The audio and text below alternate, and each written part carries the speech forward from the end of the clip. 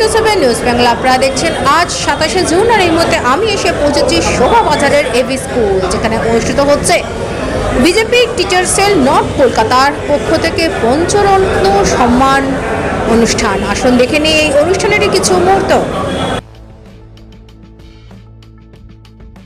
BJP উত্তর Kolkata teacher সেলের পক্ষ থেকে ও বিজেপি উত্তর কলকাতা টিচার সেলের কনভেনার সুলেন্দু মিশ্রের আয়োজনে তত্ত্বাবধানে ও পরিচালনায় শোভাবাজার এবি স্কুলের সভাঘরে বাংলায় নবনির্বাচিত বিজেপি সরকারের বিজেতা জনপ্রতিনিধিদের সম্মান জ্ঞাপনের সাথে অন্যান্য বিশিষ্ট ব্যক্তিবর্গদের সম্মান প্রদানের এক বিশেষ কর্মসূচি পালিত হলো। উক্ত অনুষ্ঠানে সংগঠনের পক্ষ থেকে বিজেপি নেতৃত্বদের মধ্যে সম্মানিত হলেন রাজ্যের মন্ত্রী পূর্ণিমা চক্রবর্তী, বিধায়ক বিজয় ওঝা, বিধায়ক Ritesh Tiwari, BJP north Kolkata district president Tamagna Ghosh, BJP উত্তর কলকাতা জেলা vice president Jaswant Singh, AB স্কুলের প্রধান শিক্ষক মনোরঞ্জন মুখার্জি সহ অন্যান্যরা। এছাড়াও এই দিনের অনুষ্ঠানে অন্যান্যদের মধ্যে উপস্থিত ছিলেন নর্থ কলকাতা বিজেপি টিচার সেলের কো কনভেনার দশরথ কুমার দাস, সুনীল সিংহ ও অনিল দুবে সহ বহু শিক্ষক শিক্ষিকারা।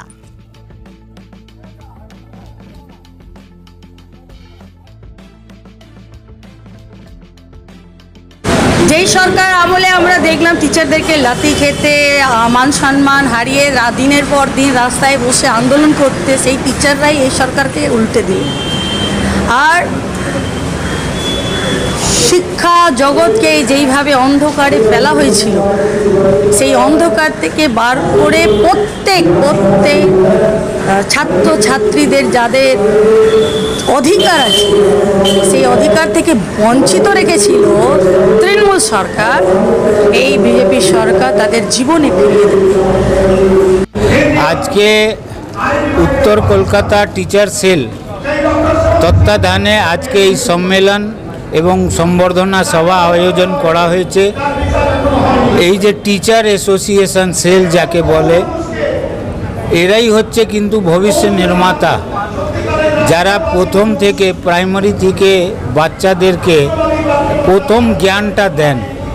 আজকে অত ভালো সংখ্যায় সব টিচাররা এখানে উপস্থিত হয়ে একটা সংকল্প নিলেন যে আমরা নতুন বাংলা গড়ার মধ্যে আমাদের যা যোগদান থাকবে আমরা দেব। এই যে সংকল্পটা নিশ্চিতভাবে পশ্চিমবাংলার ভবিষ্যৎকে আরও উজ্জ্বল করে তুলবে। টিচাররা হচ্ছে সমাজ তৈরি করার কারিগর। এই সংগঠনের গুরুদায়িত্ব অনেক বেশি, কারণ এখানে এমন অনেকেই আছেন যারা প্রাথমিক শিক্ষার সঙ্গেও যুক্ত, এমন অনেকেই আছেন যারা সেকেন্ডারি শিক্ষার সাথেও যুক্ত।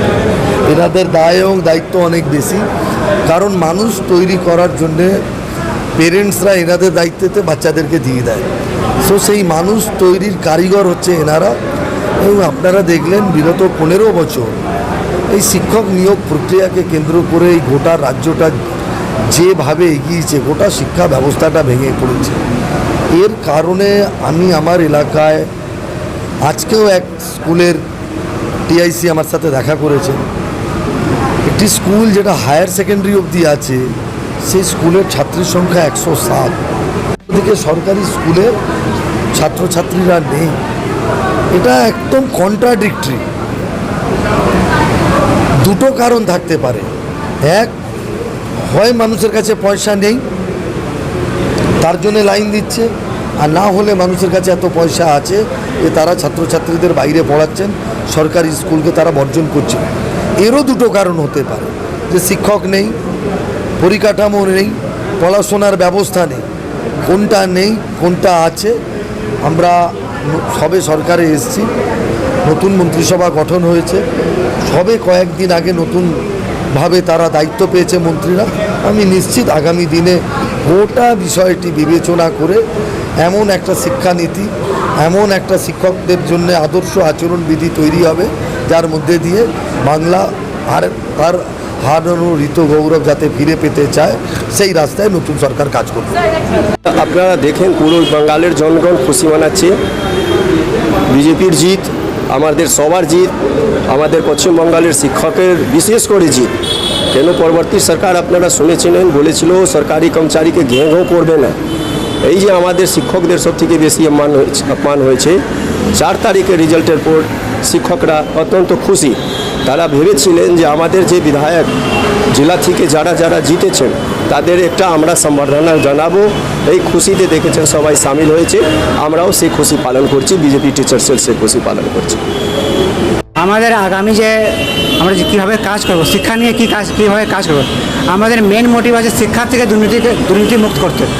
বিগত সরকার এই শিক্ষার মধ্যে এত দুর্নীতি করেছে কি টিচাররা মানে এখন প্রুভ করতে পারে না কি ওরা অরিজিনাল টিচার কি মানে টাকা দিয়ে ঢুকেছে। সেই স্বচ্ছভাবে শিক্ষকরা নিযুক্ত হোক, সহজভাবে স্কুলে ফান্ড গভর্নমেন্ট দেয় যাতে বাচ্চারা ভালো করে পড়াশোনা করে।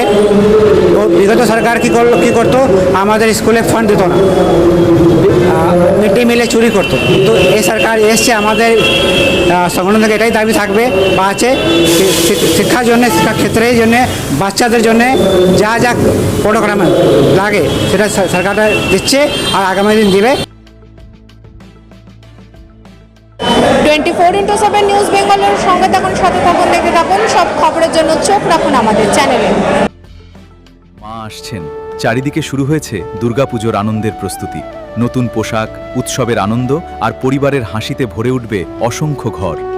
কিন্তু আমাদের সমাজের অনেক অসহায় শিশু এবং বৃদ্ধ বাবা মায়ের কাছে এই আনন্দ এখনও অধরা। তাদের মুখেও ফুটতে পারে পুজোর হাসি আপনার সামান্য সহযোগিতায়।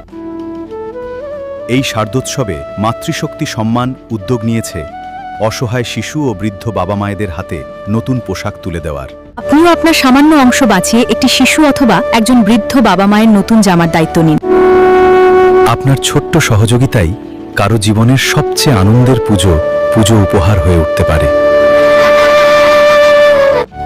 আসুন সবাই মিলে ভাগ করে নিই পুজোর খুশি। বাড়িয়ে দিন সাহায্যের হাত।